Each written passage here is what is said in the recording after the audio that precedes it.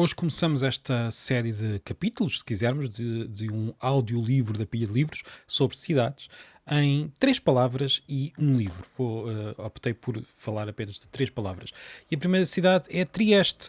Eu não posso propriamente dizer que conheço muito bem Trieste. Eu estive lá algumas horas, há poucas semanas, mas as cidades fazem parte da nossa vida, seja de passagem, seja de forma mais permanente, e nunca as conhecemos completamente, e por isso também não me parece que deva haver um período mínimo de permanência na cidade para se poder falar da cidade, até porque há cidades que fazem parte da nossa vida mesmo sem nunca lá termos ido.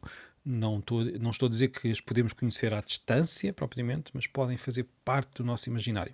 Trieste faz parte do imaginário, mas é verdade que também comecei, ou melhor, foi por ter lá ido que acabei por dar mais atenção a esse imaginário. De qualquer forma, este episódio é muito pessoal, como vão ser todos os desta pequena série, e vou falar de Trieste em 3 palavras e um livro. A primeira palavra é império. Nós esquecemos que Trieste é hoje uma cidade italiana, mas é uma cidade italiana por pouco, no sentido em que está ali numa pequena parte de Itália encravada na Eslovénia.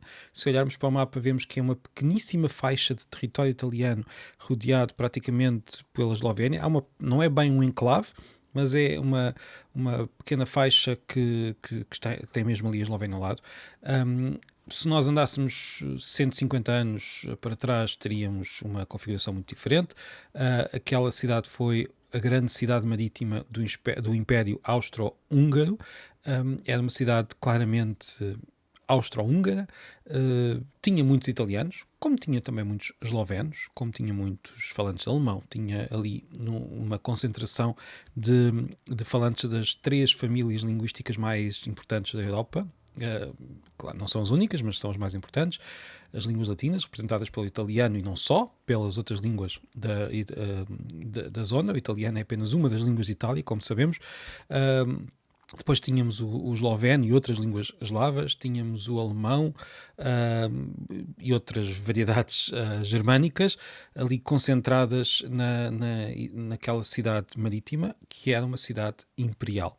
O Império, teoricamente, é uma figura, digamos, que não é um Estado-nação, ou seja, o Império tem várias nações e configura-se como sendo diverso.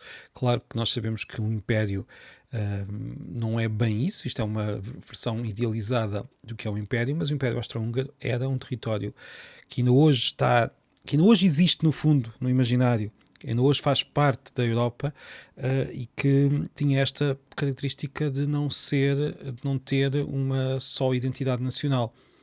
Essa questão das identidades nacionais únicas, configuradas num Estado, acabou por surgir ao longo da vida do Império Austro-Húngaro, sendo um dos fatores que levou depois ao fim desse mesmo Império.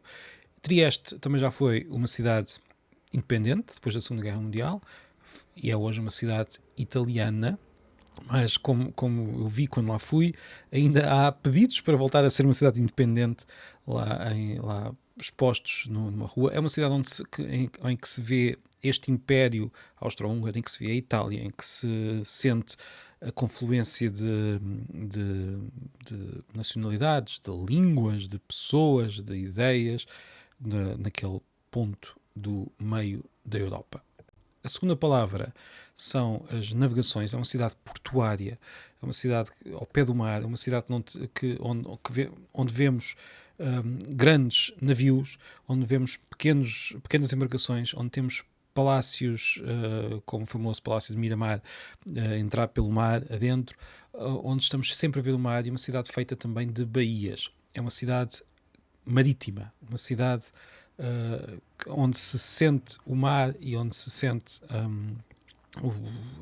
tudo o que tem que ver com o mar, os ruídos, os cheiros e a própria forma como a cidade está virada para o mar. Eu confesso que quando estas horas que lá estive, acabei por sentir que Trieste tinha qualquer coisa que ver com Lisboa. Lisboa não está tecnicamente encostado ao mar, está encostado ao rio, mas é um rio muito mais mar que rio, e havia ali qualquer coisa na configuração muito, muito quadrangular das ruas, que me lembrava a Baixa de Lisboa, com o mar ou o rio a ver-se por entre os prédios.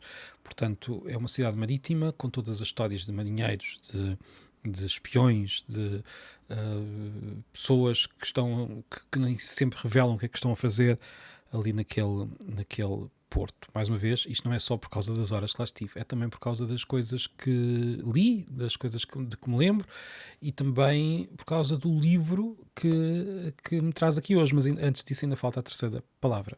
E a terceira palavra não podia deixar de ser línguas. Como eu já disse, e agora neste caso adiantei-me um pouco na primeira palavra, Trieste tem uma confluência de línguas muito particular. Está ali perto de uma espécie de umbigo linguístico da Europa, onde se juntam as línguas eslavas. Ainda hoje, mesmo na pequena faixa italiana, há muitos habitantes que falam esloveno. O esloveno está mesmo ali ao lado. Esta fronteira é uma fronteira relativamente recente, antes da criação, antes da integração de Trieste em Itália.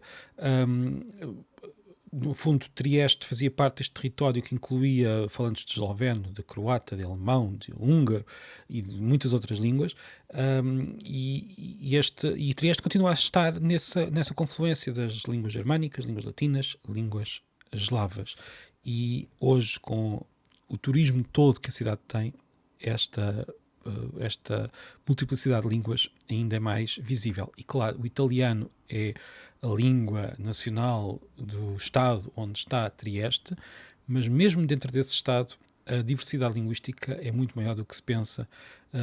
Ali mesmo, digamos, a região onde está Trieste tem também o alemão como língua oficial, tem também o esloveno como língua oficial em certas zonas.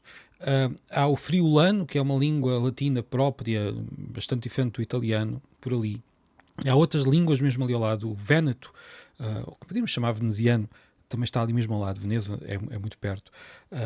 Trieste, como qualquer cidade portuária, mas em particular uma cidade portuária do centro da Europa, do antigo Império Austro-Húngaro, da Itália, ali mesmo encostado à antiga Jugoslávia, que hoje, naquele ponto, é a Eslovénia, e a Croácia está ali a poucos quilómetros. É uma cidade onde se vê como a ideia de cada país tem uma língua é muito redutora, muito falsa. E o livro é este, Trieste, de John Morris, um livro sobre uma cidade que muda, uma cidade que é um lugar nenhum para ser os lugares todos que quisermos. Este livro de uma autora que visitou primeiro a cidade enquanto soldado na Segunda Guerra Mundial, enquanto homem, um soldado na Segunda Guerra Mundial, e que depois mudou ainda nos anos 70, no início dos anos 70, mudou de sexo, uma das primeiras pessoas famosas a fazê-lo. É uma ótima autora para escrever sobre a cidade, e independentemente de toda a biografia da autora, a verdade é que é uma das melhores autoras, ou melhor, um dos melhores escritores em geral para falar de cidades. E John Morris, com este livro Trieste, que estou a ler, ainda não acabei, ainda não cheguei a meio, para dizer a verdade, vou lendo devagarinho. É um livro que apetece e que vai mostrando como as cidades se fazem tanta coisa. E é difícil escrever sobre uma cidade, ou seja, é difícil, no meio de tudo o que uma cidade tem, conseguir escrever mesmo assim um livro que faça sentido para quem o está a ler. E estou a gostar de viajar pelo Império Austro-Húngaro a bordo deste livro. O livro está em Portugal, está publicado em Portugal, numa edição da Tinta da China. Não tenho aqui indicação de quem o traduziu, se não diria, mas é uma tradução para português. Não consegui ver quem é que o traduziu, porque não tenho o livro em inglês. Comprei lá em Trieste há umas semanas, mas fica aqui a recomendação. Foi um pequeno episódio sobre uma cidade, em 3 palavras, e um livro.